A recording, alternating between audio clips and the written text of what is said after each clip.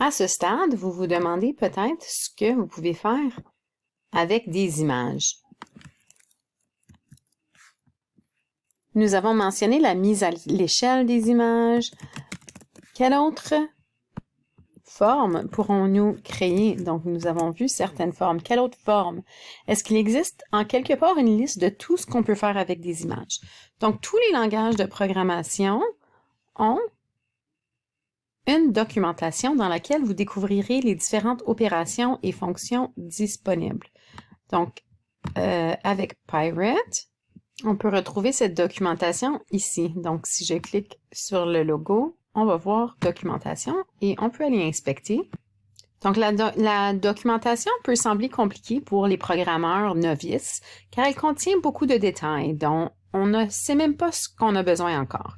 Alors, allons voir comment on peut utiliser la documentation en tant que débutant. Si on se concentre sur la barre latérale gauche, en haut, on voit une liste de tous les différents sujets couverts dans la documentation. On peut... Donc, je vais cliquer sur Built-ins and Libraries et je vais dérouler jusqu'à ce que je vois Images. Donc, Images. Et je vais cliquer sur celui-là.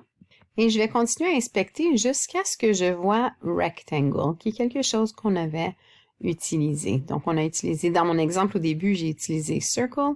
Continuons. Ah, je vois Circle ici. Et si je continue, je vois Ellipse. Et ainsi de suite. Et j'ai passé à travers plusieurs images et j'ai finalement, en fait, j'ai utilisé CTRL F pour aller chercher le mot rectangle et j'ai trouvé. Donc ici, je vais trouver de l'information par rapport à comment utiliser cette fonction. Vous verrez le contrat dans une case ombrée. Donc ici, ça c'est le contrat, une description de ce que fait la fonction, puis un ou deux exemples concrets de ce que vous tapez pour utiliser la fonction. Vous pouvez copier-coller n'importe quel des exemples dans Pirate pour voir comment il fonctionne. Donc pour l'instant, dans notre parcours, tout ce qu'on a besoin se trouve dans la section Images. Donc les images, et encore une fois, le rectangle, on aurait pu le trouver à partir de ce menu-ci.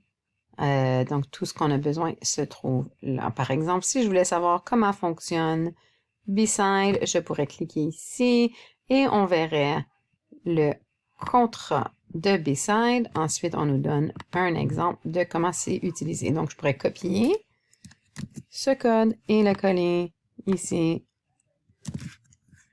Je dois pas oublier de faire exécuter avant. Et voilà. Donc, c'est une bonne façon d'apprendre la documentation. Et on va s'en servir tout au long de notre parcours d'apprentissage.